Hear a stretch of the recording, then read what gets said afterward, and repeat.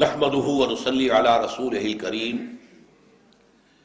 اما بعد فاعوذ بالله من الشیطان الرجیم بسم اللہ الرحمن الرحیم وقضى ربك الا تعبدوا الا اياه وبالوالدين احسانا اما يبلغن عندك الكبر احدهما او كلاهما فلا تقل لهما اف ولا تنهرهما وقل لهما قولا كريما واخفض لهما جناح الذل من الرحمة وقل رب ارحمهما كما ربياني صغيرا ربكم اعلم بما في نفوسكم ان تكونوا صالحين فانه كان للاوابين غفورا صدق الله العظيم رب اشرح لي صدري ويسر لي امري واحلل عقدة من لساني يفقهوا قولي اللهم ربنا الہمنا رشدنا واعذنا من شرور انفسنا اللهم ارنا الحق حقا وارزقنا اتباعه وارنا الباطل باطلا وارزقنا اجتنابه اللهم وفقنا لما تحب وترضى آمین یا رب العالمین۔ سورہ بنی اسرائیل کے تیسری رکوع کی ابتدائی آیات پر کچھ گفتگو پہلے ہو چکی ہے، اور میں عرض کر چکا ہوں کہ قرآن مجید میں 4 مقامات پر اللہ تعالیٰ نے اپنے حق کے ساتھ بالکل متصلاً نتھی کر کے والدین کا حق بیان کیا۔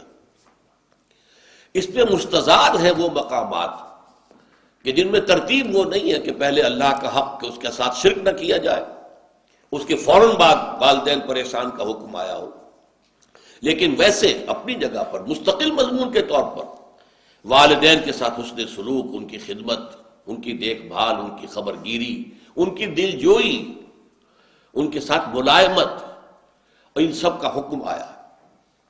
اور اس میں جو بات میں نے عرض کی تھی کہ اس میں والدین میں سے والدہ کا حق 3 درجے فائق ہے۔ اس کو ایک تو قرآن مجید کے 2 مقامات سے سمجھ لینا چاہیے۔ ایک مقام ہم پڑھ چکے ہیں، سورہ لقمان کا دوسرا رکوع، وَوَصَّيْنَا الْإِنسَانَ بِوَالِدَيْهِ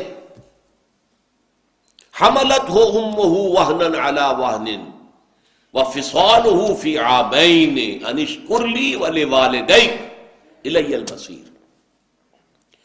اور ہم نے انسان کو وصیت کی ہے، تاکید کی ہے، حکم دیا ہے والدین کے ساتھ حسن سلوک کا، اور اس میں خاص طور پر ماں کا معاملہ۔ اٹھائے رکھا اسے ماں نے اپنے پیٹ میں، کمزوری پر کمزوری جھیلتے ہوئے، تکلیف پر تکلیف برداشت کرتے ہوئے۔ کیا کچھ بیتتی ہے عورت پر حمل کے دور میں، شروع میں تو نہیں، لیکن جو آخری ایام ہوتے ہیں، آخری چند مہینے جو ہیں، ان میں اس کا بڑا جو ہے پورے وجود جو ہے اس کے اوپر اس کا گہرا اثر ہوتا ہے۔ حملتہ امہ وہنا علی وہن، کمزوری پر کمزوری برداشت کرتے ہوئے، وفصالہ فی عامین، اور پیدائش کے بعد 2 سال تک وہ جوگ کی طرح چمٹا رہتا ہے اس کی چھاتیوں سے، اور دودھ کی شکل میں عورت کے جسم کی توانائی جو ہے در حقیقت وہ منتقل ہو رہی ہے، ماں کے جسم کی توانائی منتقل ہو رہی ہے بچے کے جسم کو۔ اور 9 مہینے جو پیٹ میں رہا ہے تو براہ راست ماں کا خون ہے کہ جو اس کو پرورش دے رہا ہے، اور اسی کے ذریعے سے اس کی تمام جو ارتقاء ہو رہا ہے اس کا، اور اس کا یہ جنین کا درجہ بدرجہ بڑھنا، یہ در حقیقت ساری اس کے لیے توانائی اور اس کے لیے غذا وہ ماں کے خون کے ذریعے سے پہنچ رہی ہے۔ اب یہاں ظاہر بات ہے والدہ کا تو ذکر کر دیا، والد کا نہیں کیا، اس لیے کہ واقع بات یہ ہے کہ ہمارے وجود میں آنے میں جو ذریعہ ہے، اگرچہ اس میں والد کا حصہ ہے، نطفہ تو باپ کا ہے، لیکن یہ کہ اس میں جو مشقت جھیلتی ہے وہ ماں جھیلتی ہے۔ 9 مہینے کا حمل، اور پھر اس کے بعد دودھ پلانا۔ آج کل تو خیر دودھ پلانا کم ہو گیا، اگرچہ کتنی ریسرچز سامنے آ رہی ہیں کہ ماں کے دودھ سے بہتر کوئی دودھ نہیں ہے۔ جو بچے ماں کے دودھ پر پلتے ہیں وہ صحت مند ہوتے ہیں، بیماریوں سے بچے رہتے ہیں۔ عورتیں بھی جو نہیں بریسٹ فیڈنگ کرتی ہیں، اپنے بچوں کو دودھ نہیں پلاتی ہیں اپنی چھاتیوں سے، انہیں بیماری ہوتی ہے، کینسر زیادہ انہیں ہوتا ہے۔ بریسٹ کینسر جو ہے، چھاتیوں کا کینسر، وہ ان عورتوں کو زیادہ ہوتا ہے کہ جو اپنے بچوں کو دودھ نہیں پلاتی۔ اس کے باوجود ظاہر بات ہے آج کل جو تصور ہو گیا عورتوں کے اندر اپنے جسمانی چستی کو برقرار رکھنا، وہ در حقیقت اس کے لیے یہ سارے کے سارے کام کرتی. لیکن یہاں پر میں آپ سے عرض کر رہا تھا کہ والدہ کا حق جو ہے زیادہ فائق بیان کیا گیا. میں نے کہا تھا 3 درجے، وہ 3 درجے کا معاملہ وہ بعد میں آپ کو بتاؤں گا، وہ ایک حدیث نبوی کی روح سے. لیکن یہاں یہ آ گیا کہ والدین کے حق میں، خاص طور پر ماں کے حق کے لیے، حملتہ امہ وہنا علی وہن وفصالہ فی عامین ان اشکر لی ولوالدیک. اللہ نے وصیت کیا کی کہ شکر کرو میرا اور اپنے والدین کا. اب یہاں دیکھیے پھر اللہ نے اپنے ساتھ بالکل متصل کر دیا ہے. شکر کرو میرا اور اپنے والدین کا.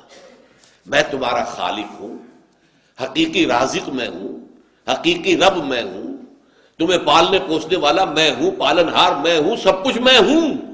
لہذا پہلے شکر تو میرا کرنا ہوگا، نشکر لی.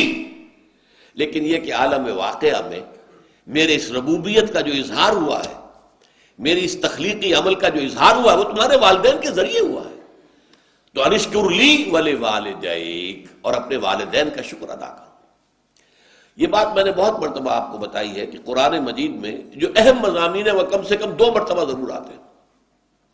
چنانچہ دیکھیے سورہ احقاف کے اندر یہ مضمون دوبارہ آیا ہے. وَوَصَّيْنَا الْإِنسَانَ بِوَالِدَيْهِ وَوَصَّيْنَا الْإِنسَانَ بِوَالِدَيْهِ إِحْسَانًا، اور ہم نے انسان کو وصیت کی ہے، حکم دیا ہے، تاکید کی ہے اپنے والدین کے بارے میں کہ حسن سلوک اختیار کرو، ان کی خدمت کرو، ان سے محبت کرو، ان کی دلجوئی کرو، ان کے احساسات کو جو ہے ٹھیس نہ پہنچاؤ، ان کی امیدیں اور توقعات جو ہیں ان کو ٹھیس نہ پہنچاؤ. اب وہاں فرمایا حملتہ امہ کرہا ووضعتہ کرہا وحملہ وفصالہ 30 شہرا. اس کی ماں نے اسے اٹھایا رکھا تکلیف جھیلتے ہوئے، کرہن ووضعتہ، اور پھر اسے جو ہے جنا ہے. اب یہ جو عمل ہے پیدائش کا کس قدر تکلیف دہ ہوتا ہے عورت کے لیے. پچھلے زمانے میں تو آپ کو معلوم ہے کہ عورت کا وضع حمل کے بعد زندگی کو سمجھا جاتا تھا کہ نئی زندگی ملی ہے. اس درجے یہ پرخطر معاملہ ہوتا تھا. کتنی ہی ولادتوں کے معاملے میں پھر جو بخار ہو جاتا تھا، چونکہ ہائیجین تو تھی نہیں، دائیاں آتی تھی، گندے کپڑے گندے چیتھڑوں سے کام کر رہی ہیں، اس سے یہ کہ انفیکشن ہوتی تھی. اور پھر جو یہ بخار ہو جاتا تھا اس میں وہ تو انتہائی ڈیڈلی. اور پھر ظاہر بات ہے کہ وہ اینٹی بایوٹکس بھی نہیں تھے کہ اس انفیکشن کا کوئی علاج کیا جا سکے. آج کل تو معاملہ بہت بہتر ہو چکا ہے، لیکن یہ کہ واقعتاً پچھلے زمانے میں چائلڈ برتھ کے بعد عورت کی زندگی ایک نئی زندگی ہوتی تھی. لیکن یہ کہ آج بھی تکلیف جو جھیلتی ہے، ویسے اب یہ اس میں بھی ایک معاملہ غلط ہو گیا ہے، اور وہ یہ ہے کہ تکلیف سے بچنے کے لیے آپریشن کا راستہ اختیار کیا جا رہا ہے. امریکہ وغیرہ میں، یورپ میں تو اس کا بہت رواج ہو گیا ہے. نہ عورت تکلیف جھیلنے کو تیار، اور ڈاکٹروں کے لیے آمدنی بہت ہے. آپریشن کرے گا یا کرے گی کوئی لیڈی ڈاکٹر تو اس کو آمدنی کتنی ملے گی؟ نارمل اگر ڈیلیوری ہے تو اسے کیا ملے گا؟ کچھ بھی نہیں. لیکن اگر آپریشن ہو گیا ہے تو اسپتال میں بھی 2-3 دن رہے گی، 4 دن رہے گی، اور اس سے آمدنی ہوگی. اور اس سے پھر یہ ہے اور طرح طرح کی جو ہے وہ خرابیاں پیدا ہو رہی ہیں. آج کل اس کے خلاف بڑا پروپیگنڈا ہو رہا ہے امریکہ کے اندر کہ مت کرو یہ کام. نیچرل جو برتھ ہے، جس کے لیے پروسیس اللہ نے مقرر کر دیا، اسی کو اختیار کرو.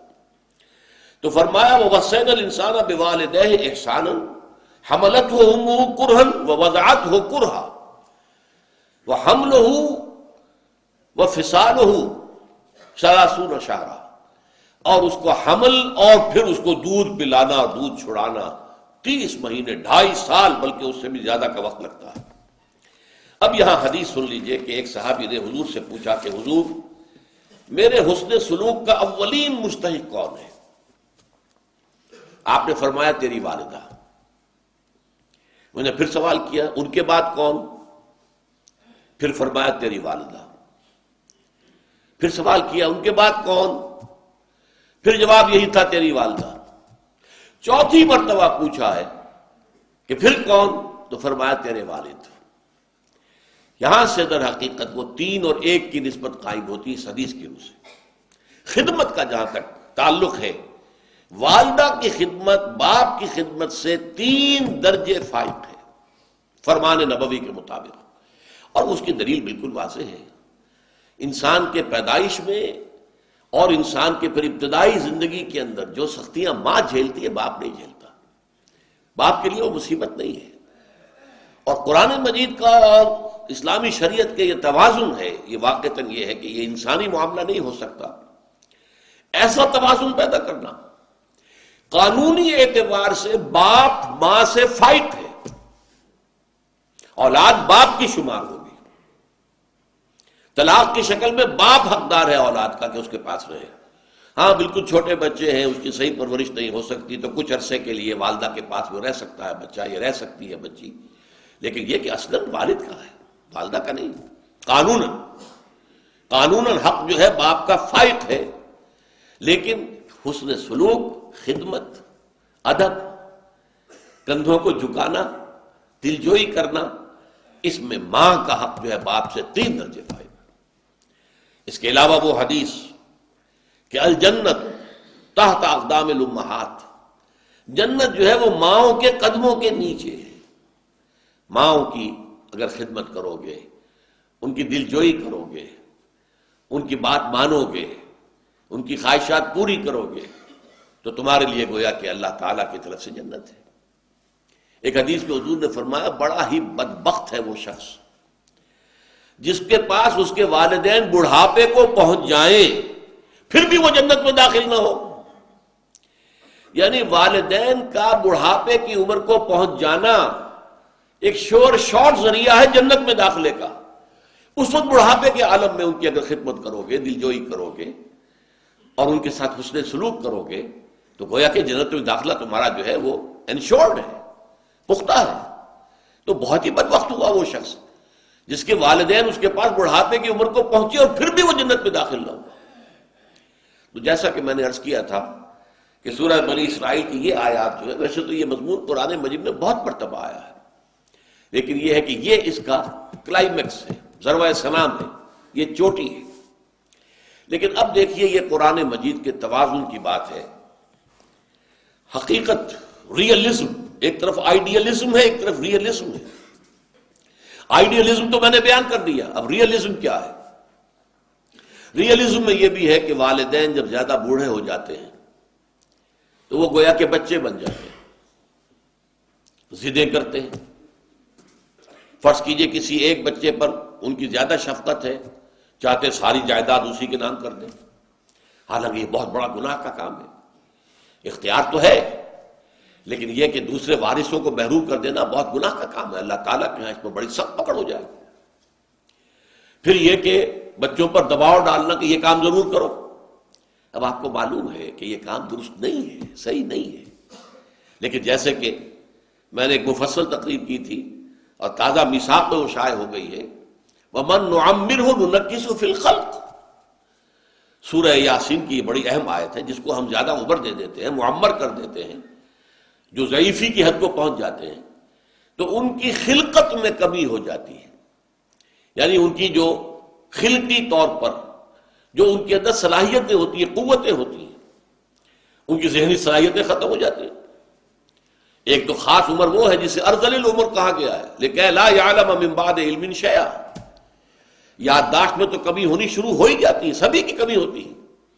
لیکن ایک مرض آج کل آپ کو معلوم ہے کہ الزائمرز ڈیزیز اور ڈیمنشیا، یہ 2 ایسی ڈیزیز ہیں کہ بالکل انسان کا حافظہ ختم۔ اب ریگن ابھی تک زندہ ہے لیکن پڑا ہوا ہے، جیسے کہ جس کو آج کل کہا جاتا ہے کہ وہ ہیومن ویجیٹیبل ہے، جیسے کہ اب ککڑی ہے، اگر آپ نے اس کو نہیں اتارا ہے اس کی بیل سے بڑھتی جائے گی، بڑھتی جائے گی، بڑھتی جائے گی، بڑھتی جائے گی، وہ ایک ویجیٹیبل کا پروسیس ہے۔ اسی طریقے سے انسان جو ہے اس کے وائٹل پروسیسز جو ہیں ان کو آپ سپورٹ کرتے رہیے، وہ جیتا رہے گا، جیتا رہے گا۔ ہوش و حواس ہے نہیں۔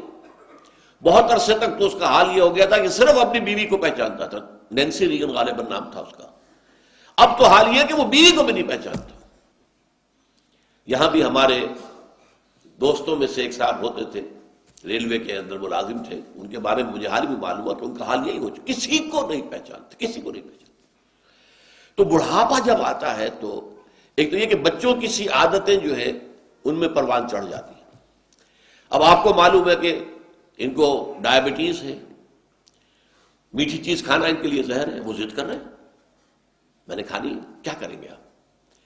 کسی وقت ہوتا ہے کہ آپ سختی سے بھی روکتے ہیں، ان کی بھلائی کے لیے روک رہے ہیں، اب وہ کسی ایسی بات کی ضد کر کے بیٹھ گئے کہ جو آپ کے خیال میں درست نہیں ہے، مناسب نہیں ہے، تو آپ کو ان کی حکم عدولی کرنی پڑے گی۔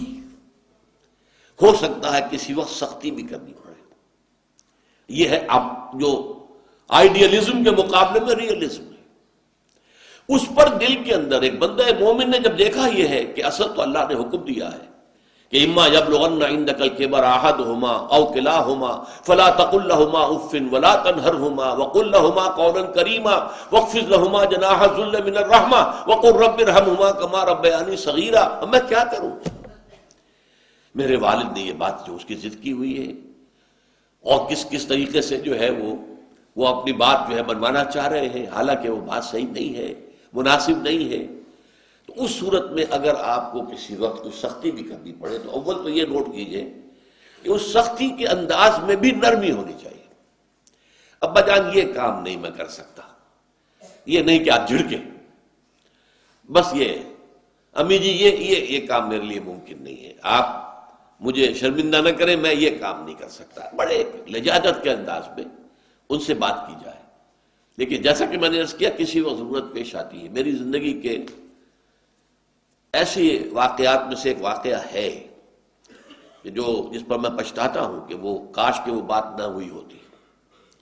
میرے والد مرحوم بھی دماغی مرض کے مریض رہے، اور اس زمانے میں پھر چونکہ معالج میں ہی تھا، جب میں نے MBBS کیا تھا اس سے پہلے ہی، جبکہ میں ابھی 3rd ایئر میں پڑھ رہا تھا، تو ان پر پہلا حملہ ہوا تھا، اور اس کے بعد وہ یوں سمجھئے کہ پھر تقریباً 15 سال اور میں ہی ان کا دیکھ بھال کرنے والا، اور اسی لیے میں پھر چلا گیا تھا ساہیوال، خاص طور پر کہ اب میں کہیں اور جاؤں، کسی اور جگہ پریکٹس کروں، اور میرے والد جو ہیں وہ اس طریقے سے بیماری کے اندر مبتلا ہے، وہ کہیں ڈاکٹروں کے جو کلینکس ہیں ان پر جا کر دھکے کھائیں، تو میں انہی کے پاس رہا، اور اس میں مجھے بعض اوقات سختی کرنی پڑی۔ ایک دفعہ سختی جو ہے جسمانی سختی کرنی پڑی مجھے، اس کے بعد میں روتا رہا، لیکن یہ کہ وہ چونکہ انہیں اس وقت ہوش ہی نہیں تھا وہ کیا کہہ رہے ہیں، انہوں نے جو بات کہی تھی وہ ایسی تھی کہ اس پر میں ضبط نہیں کر سکا۔ بہرحال یہاں جو ہے در حقیقت اب ایسے شخص کو جب دل میں ایک کڑھن ہوگی، افسوس ہوگا، صدمہ ہوگا کہ یہ میں نے کیا کیا، میں نے والد کے ساتھ یا والدہ کے ساتھ یہ گستاخی کر دی، میں نے والد یا والدہ کی اس بات کو رد کر دیا، میں نے ان کی اس خواہش کو جو ہے پورا نہیں کیا، تو جو طبیعت کے اندر ایک سلیم الفطرت انسان کے دل میں، اس کی طبیعت میں جو رد عمل پیدا ہونا چاہیے، اللہ تعالیٰ اس کا ازالہ فرما رہا ہے۔ ربکم اعلم بما فی نفوسکم، دیکھو اگر ایسی کوئی صورتحال پیش آ جائے تو تمہارا رب خوب جانتا ہے جو کچھ کہ تمہارے دلوں میں ہے۔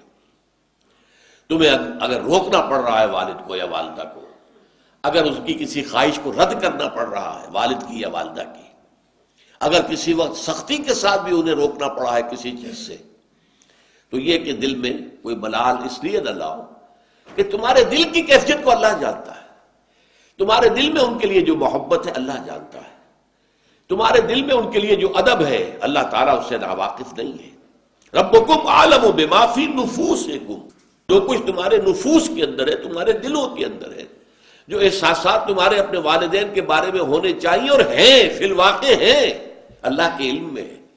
لہذا اگر تمہیں کسی وقت ان کے ساتھ کوئی سختی بھی کرنی پڑی ہے، ان کے اس بڑھاپے کی کم سمجھی کی وجہ سے، اس لیے کہ اس کے بعد کیا ہوتا ہے لِكَيْ لَا يَعْلَمَ مِن بَعْدِ عِلْمٍ شَيْئًا وَمَن نُعَمِّرْهُ نُنَكِّسُهُ فِي الْخَلْقِ، ان کے فہم میں، سمجھ میں کمی ہو جاتی ہے، جو سینس آف پروپورشن ہوتا ہے وہ ختم ہو جاتا ہے، نسبت و تناسب کا احساس اور ادراک ختم ہو جاتا ہے۔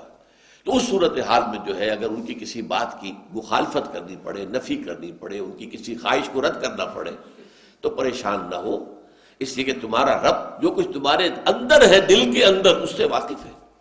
اگر تمہارے دل میں ان کے لیے محبت ہے، ان کے لیے شفقت ہے، ان کے لیے خیر خواہی ہے، تم ان کے لیے ان کی خدمت کرنا چاہتے ہو، دلجوئی کرنا چاہتے ہو، لیکن حالات کے جبر نے کہیں کسی معاملے کے اندر تمہیں ایک مختلف طرز عمل اختیار کرنے پر مجبور کر دیا ہے، تو اس کے اوپر پریشان ہونے کی ضرورت نہیں ہے۔ انما الاعمال بالنیات، اس لیے کہ حدیث جو ہے جس حدیث سے کہ اکثر محدثین نے جو بھی مجموعے مرتب کیے تو پہلی حدیث یہ لائے ہیں حضرت عمر رضی اللہ تعالی عنہ سے جو مروی ہے، انما الاعمال بالنیات وانما لکل امرئ ما نوی، تمام اعمال کا دار و مدار نیتوں پر ہے، اور ہر شخص کو وہی کچھ ملے گا جس کی اس نے نیت کی ہوگی۔ تو اللہ تعالیٰ جو ہے ان اللہ لا ينظر الى اموالکم ولا الى صورکم ولکن ينظر الى قلوبکم واعمالکم، اللہ تمہارے اموال کو نہیں دیکھتا، تمہاری صورتوں کو نہیں دیکھتا، تمہارے دلوں کو دیکھتا ہے اور تمہارے اعمال کو دیکھتا ہے۔ تو اللہ تعالیٰ کی نگاہ تمہارے قلب پر ہے۔ ربکم اعلم بما فی نفوسکم ان تکونوا صالحین، اگر اپنی قلبی کیفیت، اپنی روحانی کیفیت کے اعتبار سے تم صالح ہو، نیک ہو، بھلے ہو، اللہ کے حکم کا لحاظ کرنے والے ہو، والدین کی ادب اور خدمت کرنے کی پورا ارادہ اور جذبہ اپنے اندر رکھتے ہو، ان تکونوا صالحین فإنہ کان للأوابین غفورا، تو جان لو کہ اللہ تعالی جو رجوع کرنے والے لوگ ہوتے ہیں ان کے لیے بخشنے والا ہے۔ یہ پچھلے ہمارے درس میں آپ کو یاد ہوگا میں نے توبہ کے ضمن میں عرض کیا تھا، تابا یتوب توبا و توبتن، اور آبا یعوب اوبن، یہ دونوں بہت قریب ہیں۔ توبہ پلٹنا، لوٹنا، گناہ کو چھوڑ کر اللہ کی طرف رجوع کرنا، اس سے مغفرت چاہنا، عزم کر لینا پکا کہ اب یہ کام دوبارہ نہیں کروں گا، اللہ بخش دے۔ اور آبا یعوب اوبن بھی ہے پلٹنا، رجوع کرنا، جس کے لیے بہترین یاد رکھنے کے لیے آپ کو میں نے دعا بتائی تھی کہ اگر آپ کہیں سفر سے واپس آ رہے ہیں یا آپ بازار میں بھی گئے تھے تو اس سے واپس گھر میں داخل ہو رہے ہیں تو آئبونا تائبونا لربنا حامدون، ہم واپس آ رہے ہیں، لوٹ رہے ہیں، آ رہے ہیں، اپنے گھر میں داخل ہو رہے ہیں اور توبہ کرتے ہوئے، پروردگار کی طرف رجوع کرتے ہوئے آ رہے ہیں۔ یہاں دونوں جمع ہو گئے، آئبونا تائبونا لربنا حامدون، اور اپنے رب کے لیے حمد اور ثنا کرتے ہوئے ہم لوٹ آئے۔ اسی سے یہ بنا ہے اواب، یہ فعال کے وزن پر، یہ گویا کہ مبالغے کا صیغہ، بہت ہی زیادہ رجوع کرنے والے۔ ذرا سے کوئی خطا ہو جائے تو آدمی فوراً دل کے اوپر جو ہے ایسے ہو جائے جیسے کہ پہاڑ تلے آ گیا انسان، اور اللہ کی طرف رجوع کرے اور توبہ کرے۔ جیسے کہ حدیث میں آتا ہے کہ مومن اور منافق میں فرق کیا ہے۔ مومن سے اگر کوئی گناہ سرزد ہو جاتا ہے تو وہ ایسے محسوس کرتا ہے جیسے پہاڑ تلے آ گیا، اتنا بوجھ اس پر آ گیا ہے جیسے پہاڑ کے نیچے ہے۔ اور منافق سے اگر گناہ سرزد ہو جاتا ہے تو تھوڑا سا احساس تو اسے بھی ہوتا ہے، بس اتنا ہی ہوتا ہے جیسے ناک پر مکھی بیٹھی تھی اور اس نے ذرا ہاتھ کے اشارے سے اسے اڑا دیا، بس۔ تو فطرت انسانی تو ہوتی ہے نا آخر موجود، برائی کو تو برائی سمجھتی ہے، لہذا منافق کو بھی غلط کام کر کے کوئی احساس تو ہوتا ہے، تھوڑا سا بڑا عارضی سا احساس۔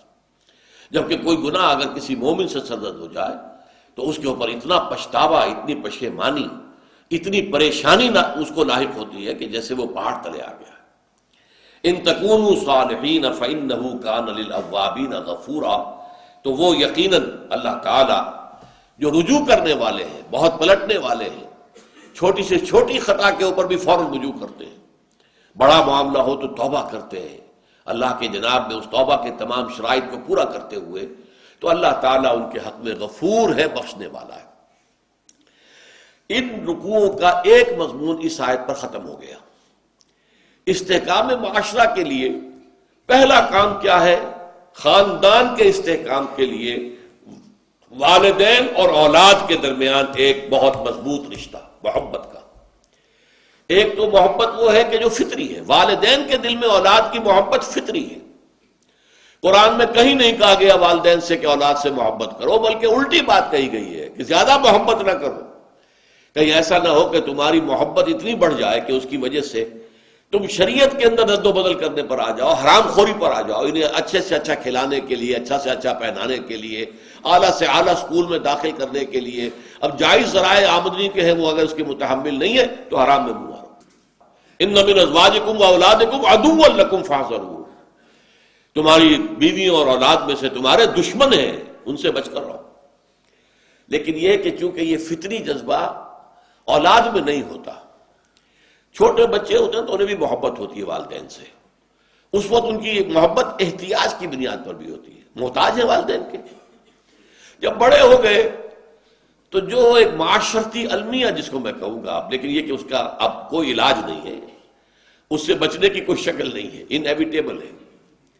بچہ جوان ہو گیا، اب اس کی شادی ہو گئی، اب اس کی محبت کا ایک نیا کھاتا کھل گیا، اس کی محبت کا مرکز اب اس کی بیوی ہے۔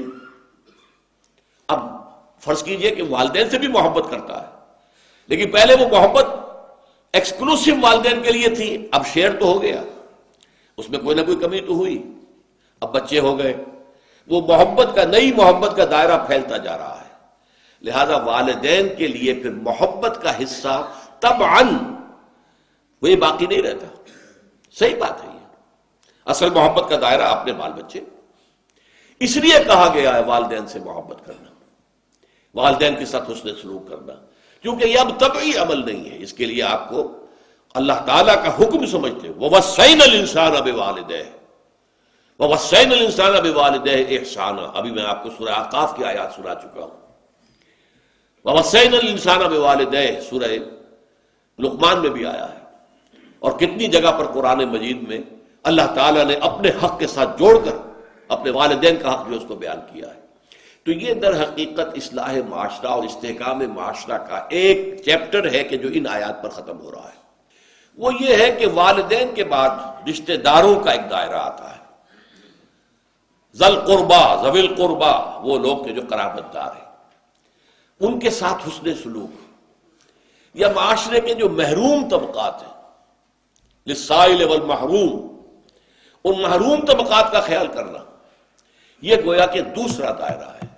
خیر میں، بھلائی میں، نیکی میں ان کی مدد کرنا، ان کی ضرورتیں پوری کرنا، ان کے ساتھ اپنے مال میں ان کا حق سمجھنا، فی اموالہم حق للسائل والمحروم، ان کے مال میں حق ہے۔ یہ دوسرا ہے جس کے اوپر خاصی تفصیلی گفتگو انشاءاللہ تعالی ہوگی۔ بارک اللہ لی ولکم فی القرآن العظیم ونفعنی وإیاکم بالآیات والذکر الحکیم۔